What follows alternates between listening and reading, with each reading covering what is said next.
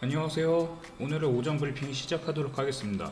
일단 국내 증시 같은 경우에는 상승 출발하고 있는데 상승 일단 2% 넘게 상승 중에 있긴 한데 장 초반에 상승했던 부분이 이제 그 점심 시간을 기점으로 조금씩 흘러내리고 있죠. 지금 초반에 상승했던 그 박스 라인을 이탈을 했는데 지금 다시 새롭게 박스 라인을 만들고 있어서 오후장까지 여기 그 2%대 구간을 지켜준다면은, 지금 현재 구간을 지켜준다면은 내일 한 번 더 기대해 볼만 하지만, 만약에 오늘도 어제처럼 막판에 또 매물 차익 매물 나오면서 줄줄 흘러내린다면은 내일 시장은 조금 안 좋을 수도 있을 것 같아요.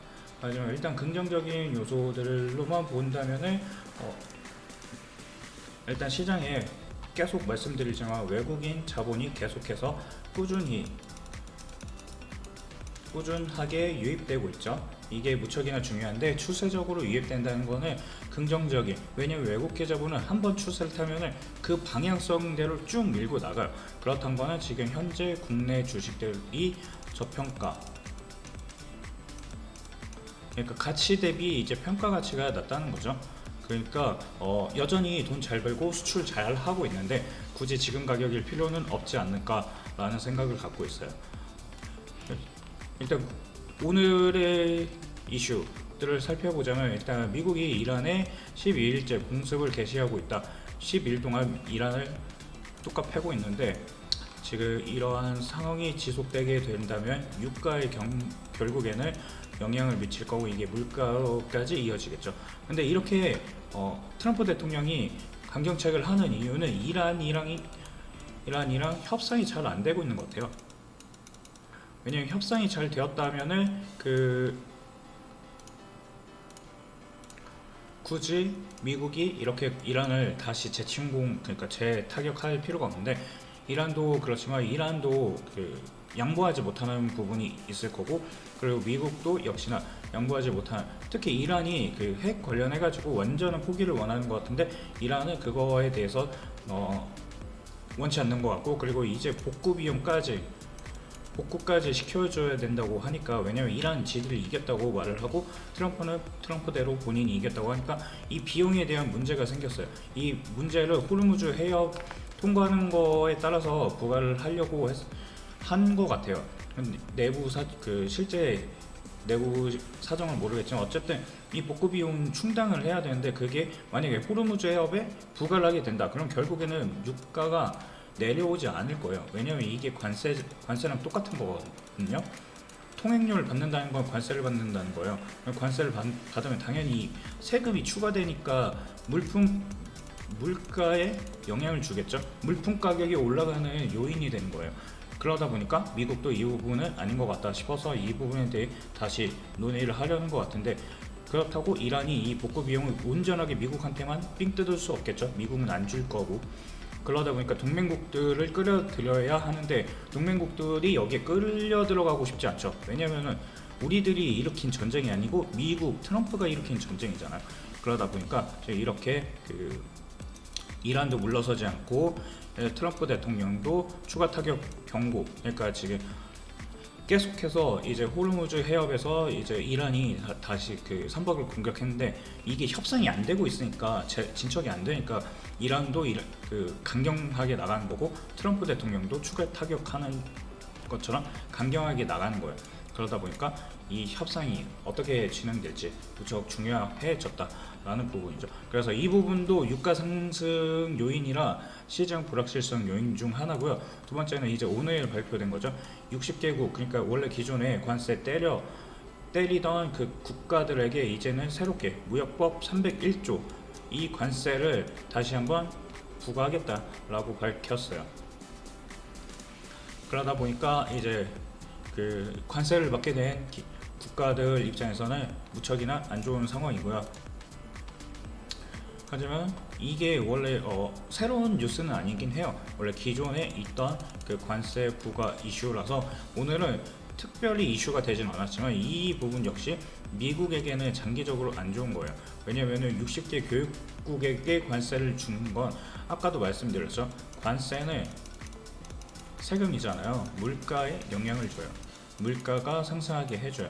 근데 이게 또 더 길게 보면은 이게 물가가 내려가긴 하거든요. 왜냐면 관세로 인해 물가가 증가하면 수요가 둔화돼요.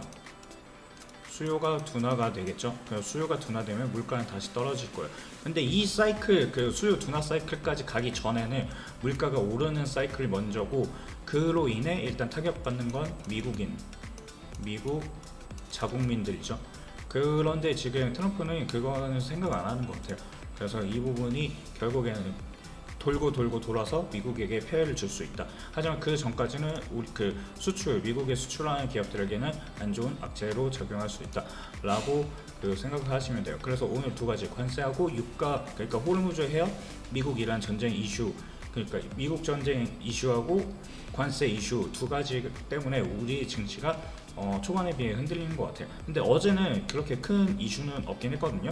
원래 다 계속 이어져 있던 이슈들이에요. 그래서 어제는 이제 사람들이 공포 심리로 인해 그냥 매도를 한 게 아닐까. 그래서 매수 심리가 줄어들었으니까 결국에 매도 우위인 시장에서는 가격 하락이 나타날 수밖에 없으니까 이 부분이 연쇄적으로 작용한 게 아닐까 싶어요.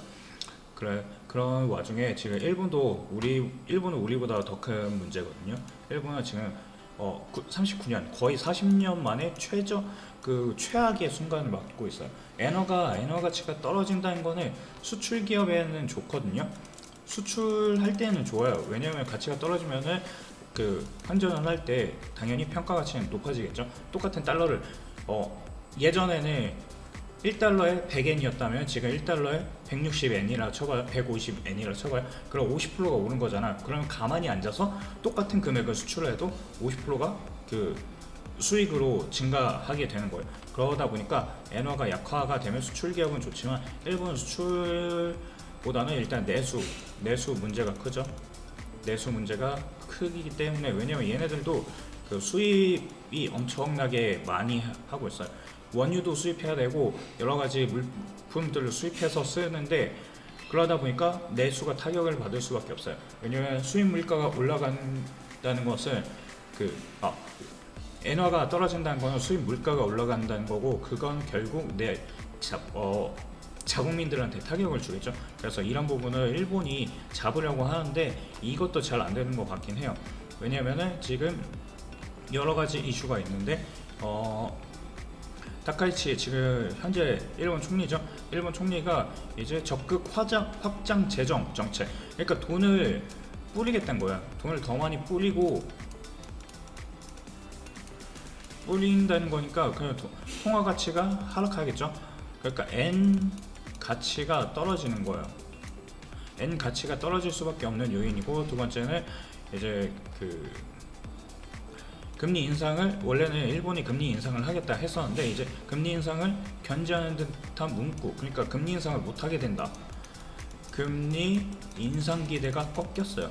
그래서 미국이 되게 재밌는 게, 미국은 실질적으로 금리 인상을 지금 올해 들어서 하지 않고 있죠. 하지만 계속해서 시장에서 금리 인상할 거다 이렇게 암시를, 시장을 가스라이팅을 하면서 미국이 금리 상승을 물가 상승을 억누르고 있어요. 왜냐, 금리가 올라가게 된다면 이제 물가 상승이 둔화될 거니까. 왜냐면 소비 여력이 줄어드는 거니까, 장기적으로 보면. 그러다 보니까 이제 금리 인상할 거다 하면서 이제는 물가를 압력을 높이고 있는데, 일본은 반대로 금리 인상을 못하게 될 수도 있다 라고 하니까 이제 물가가 바로 반응하죠. 물가가 반응을 하니까 이제 환 약세까지 떨어진 거예요. 금리를 올려야지 환 가치가 올라가는데 금리를 올리지 못한다 하면은 환 가치는 떨어지니까. 그러니까 N 가치가 계속 떨어질 수밖에 없는 요소들만 계속해서 나타나고 있어요. 그리고 실질적으로 우리나라는 반도체, 조선, 방산, 화장품 등등 수출, 식품도 있죠. 이제 불닭도 막 몇 천억씩, 몇 조씩 판매하고 있으니까, 이런 건 모든 것들이 다 원화 강세 요인이거든요. 수출 잘 된다는 거는, 수출 주도 국가는 원래 환율이 강해져야 돼요. 그래서 위안화가 강한 이유이기도 하고요. 하지만 내수적으로 외부적으로도 내부적으로도 지금 성장이 정체된 일본 같은 경우에는 엔화 가치가 올라갈 요인이 올라가려면은 미국채를 팔아야 돼요. 당장에 팔지는 않고 레포를 통해서 이제 레포를 하거나 아니면은 통화 스왑을 통해서 어느 정도 방어를 할 수 있겠는데, 그게 하다 안 되면 결국에 미국채를 팔아야겠죠. 그래서 지금 일본이 미국채를 매수하는 게 과거에 비해서 많이 줄어들고 있거든요.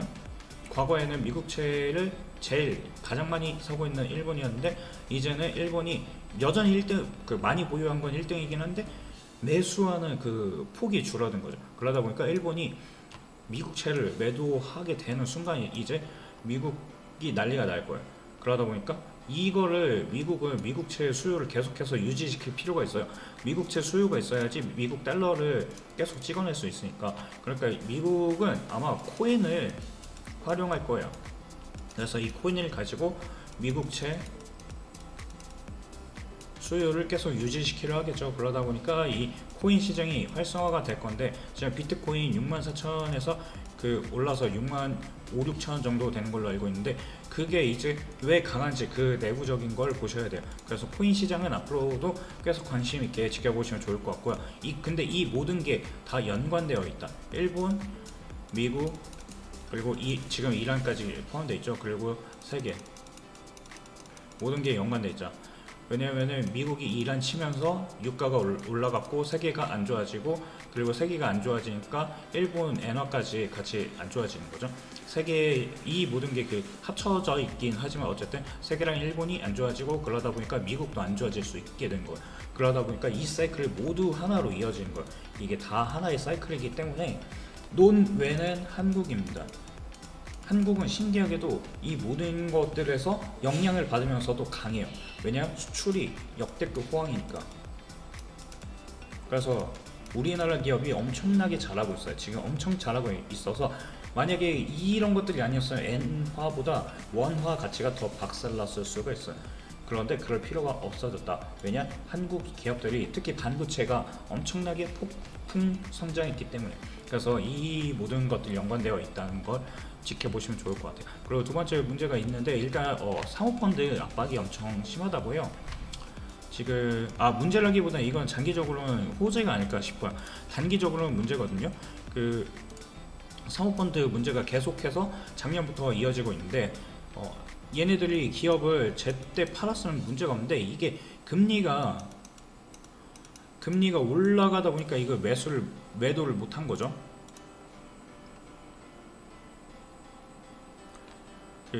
이제 금리가 오르면서 기업을 인수하려면 다른 사모펀드나 기업들이 자금 조달할 수 있는 비용이 줄어들었어요. 왜냐면 과거에는 한 1억 빌리는데 거의 제로 금리였다면, 이제는 1억 빌리는데 5% 정도 그 이상을 줘야 된다고 하면은 당연히 매수를 하는 기업 입장에서는 부담되겠죠. 이걸 가지고 더 크게 수익을 낼 수 있도록 굴려야 되는데, 그거에 대한 가치 평가도 다시 해야 되고, 그러니까 더 예민하게 평가를 해야 되니까 매수 수요가 줄어들면 당연히 자산 가치는 떨어질 거고, 자산 가치가 떨어지니까 굳이 매도할 필요가 없으니까. 그래서 이렇게 보유하게 된 장기 펀드들이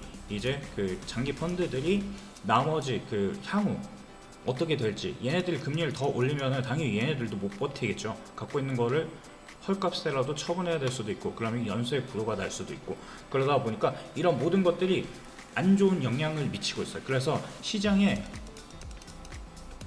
폭탄으로 작용할 수 있거든요. 근데 길게 보면은 미국이 이걸 그냥 둘까요? 지금 이게 500조가 넘는다고 하는데, 500조가 넘는 거를 폭탄을 터트려 버리면 다 같이 죽지 않는 거잖아요. 그러니까 결국 미국은 금리를 못 올릴 거예요.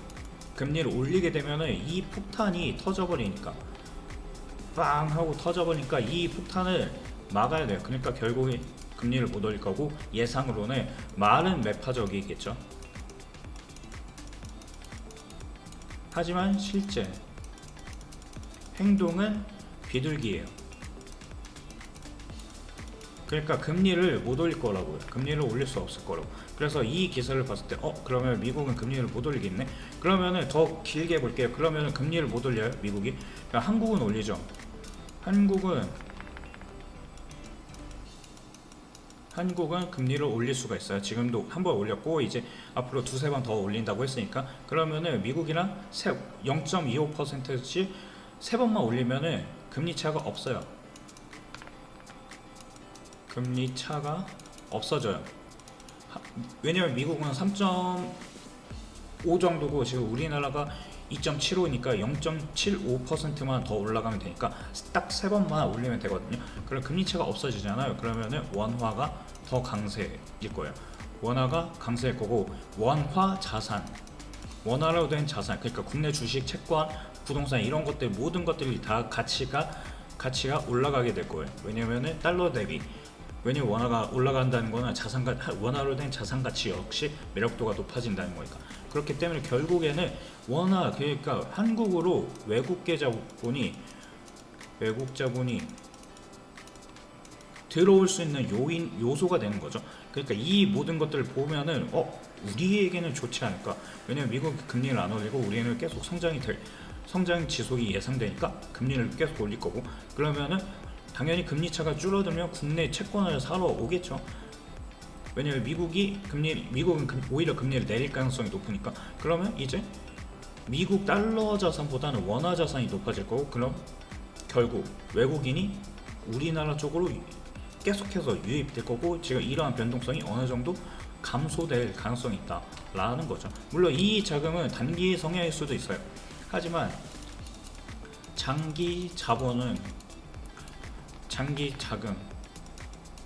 장기적으로 집행하는 자금 같은 블랙록 같은 애들이 집행하는 그런 자금, 아직 그 시작도 안 했을 수도 있다.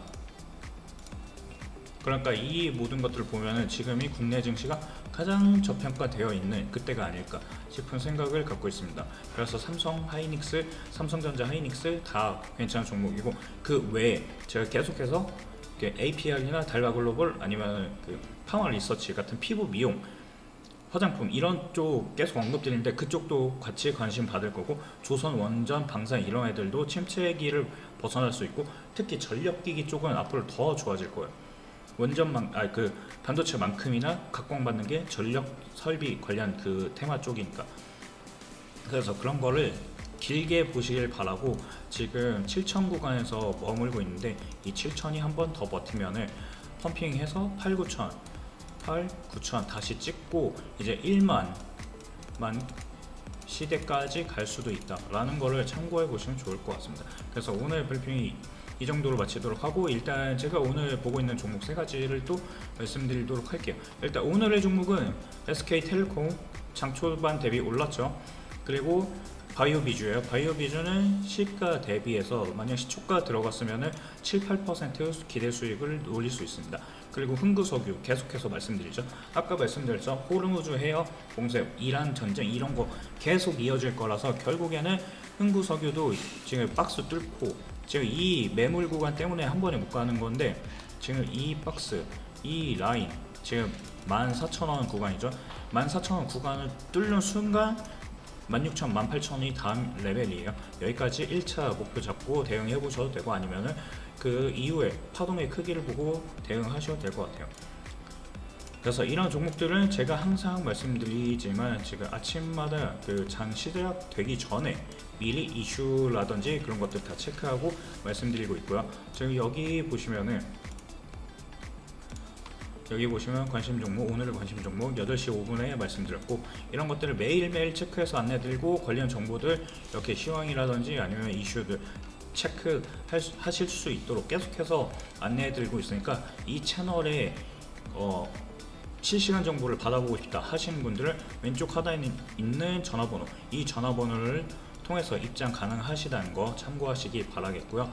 그리고 일단 SK텔레콤이랑 바이오비주에 대해서 간략하게 설명해 드리자면, SK텔레콤 같은 경우에는 지금 얘네들이 최근 이슈가 나온 게 이제 어제자 뉴스죠. 이재용, 최태원, 이혜정, 그러니까 네이버, 삼성, SK 하이닉스 이 그 회장들이 이제 젠슨왕을 만나러 간다고 해요. 근데 이 젠슨왕만 만나는 게 아니라 이제는 또 미국 실리콘밸리 근처에서 이제 샘 올트만 오픈 AI CEO하고 엔트로픽 CEO도 참석할 가능성이 있다고 해요. 그렇다는 건 AI 그 거물들이 다 같이 모여서 그 소통을 나누는 그런 계기가 될 수 있는 그 화합의 장이 될 수도 있잖아요. 그리고 또 이제 이재명 대통령 역시 오픈 AI하고 엔트로픽 AI 리더들을 만난다고 하니까 이런 AI 관련 이슈가 계속되고 있는 상황에서 SK텔레콤이 주목받을 것으로 예상돼서 안내드린 부분이 있어요. SK텔레콤은 특히나 그 엔트로픽이 상장 예정이라고 하잖아요. 언제 상장할지는 아직 미지수이긴 한데 일단 여기에 엔트로픽의 지분이 있어요. 지분을 보유하고 있어서 관련주로 엄청나게 주목받고 있는 기업인데다가 최근에 주가 흐름이 엄청나게 예민하게 움직였거든요. 이 박스 지수가 하락하는 안 좋았잖아요 최근에. 물론 이번 주는 괜찮은데 지난주까지만 해도 지수가 계속 흘러내렸는데 그럼에도 불구하고 SK텔레콤은 바닥에서 누가 먹고 있죠. 이게 아마 매집하는 흐름이라 보여졌고요. 일단 바닥이 다져졌다는 것만 놓고 봐도 이 바닥 구간에서 누가 매수를 했다는 것만 보더라도 단기 슈팅은 나올 수 있겠구나. 그래서 1차 목표가인 10만원 근처까지 다 온 거 보이시죠? 이 10만원 그 구간까지 오면 여기서는 그 다음 이슈를 보고 대응을 하시면 돼요. 이 10만원까지만 온다 하더라도 이 시초가 대비 시작가 대비 10만원이면 6% 5%는 단타 치기 굉장히 괜찮은 종목이에요. 그리고 여기서부터 만약에 다음 레벨인 11만원까지 하면은 대략 18%, 17, 18% 이 정도 되잖아요. 그러니까 스윙 관점에서도 괜찮고 단타 치기에도 괜찮은 종목이라 오늘 어제 거래 들어왔네? 그럼 오늘 안내에 나가면 괜찮겠구나 해서 오늘 나간 종목이고요. 그래서 장 초반에 말씀드리자마자 흔들리긴 했지만 결국에 올라갔죠. 그래서 바닥 구간에서 만약에 이 완전 저점에서부터는 하루에 변동폭이 6%가 넘습니다. 하지만 일단 목표가인 10만원까지도 못 갔으니까 대충 10만원까지는 변동폭이 10% 되겠네요. 어쨌든 이러한 단타 종목들도 제가 계속해서 언급해 드리고 있고, 두 번째 종목인 바이오 비주는 오늘 괜찮은데 얘도 이슈가 있었죠. 바이오 비주 같은 경우에는 이제 올해 수익성 회복이 기대된다. 그러니까 실적 베이스로 갈 수 있다라는 거예요. 얘네들이 메디컬 전문 기업인데 메디컬 에스테틱 전문 기업인데 올해 이제 1분기 매출 총 이익률이 69%, 영업이익률을 무려 32%나 32%를 달성해서 수익성이 대폭 개선되었다고 해요. 그리고 이 부분은 앞으로 더 큰 증가폭으로 나타날 것으로 예상되고 있어서 지금 보시면은 최근 데이터에서 영업이익 역대 최대인 영업이익 100억 원을 찍을 것으로 예상하고 있고요. 그러한 상황에서 지금 주가 역시 최근에 누가 이 박스를 만들고, 제가 제일 좋아하는 게 박스를 만들고 누가 매집하는 흐름이에요. 박스권 매집이라고 하잖아요. 근데 그 매집이 거래량이 어마어마하게 들어왔을 때, 그리고 어제 누가 슈팅 나왔을 때, SK텔레콤이 약간 비슷하죠. 슈팅 나오면서 단기 수급 반짝 들어왔을 때, 그때 박스권 돌파하면서 이제 단기 슈팅 나올 수 있는 구간. 그래서 바이오 비주도 오늘 프리장 시작하고 이제 8시 조금 넘어서 말씀드렸죠. 이 종목 같은 경우에는 더 갈 거예요. 더 갈 건데 시초가 대비 이미 7, 8% 정도 상승을 했고요.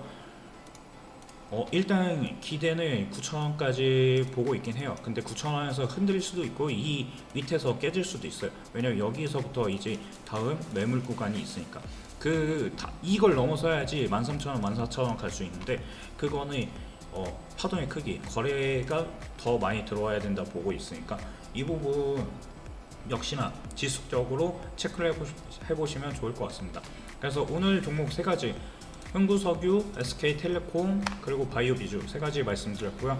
이제 오후장 마치고 나서 다시 새로운 종목이랑 그리고 마감 브리핑 들고 올 예정이니까 구독이랑 알람 설정까지 해두시면 좋을 것 같습니다. 그럼 이따 뵙겠습니다. 감사합니다.